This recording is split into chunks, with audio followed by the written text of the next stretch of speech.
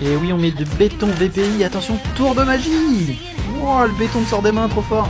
Bon alors sur cette petite vidéo, le projet c'est de combler tout simplement l'écart entre les deux pièces, parce qu'il n'y avait pas de porte en fait ici à l'origine, donc j'ai un écart et j'ai pas de bois, donc le but c'est de recouper ça proprement. Voilà, donc j'utilise tout simplement le multitool qui est super pratique avec une bonne lame bien neuve et cet accessoire là chez Festool qui est vraiment pratique, qui permet de couper droit parce qu'il y a un aimant qui maintient la lame et qui l'empêche de vibrer. Donc ça c'est franchement hyper pratique, bon, enfin comme d'hab avec Festool, l'aspiration s'en fout pas partout. Et là j'ai trouvé du parquet en fait qui correspond parfaitement en termes d'épaisseur et de largeur. L'idéal quand même c'est d'avoir le même parquet, le vieux parquet en fait, d'en récupérer quelque part et de pouvoir l'intégrer, ce qui permet d'avoir quelque chose de complètement invisible. Pareil quand on ponce, toujours partir avec des gros grains, jamais poncer avec des grains qui sont fins dès le début.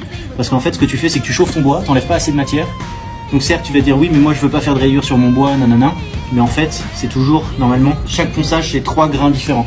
Un très gros au départ, t'enlèves la matière, un moyen, donc là je suis en 40 parce que j'ai beaucoup de matière mais tu peux commencer avec un 80 sur du bois et tu finis après en 40, 80, 120 ou 40, 80, 160 ou 180.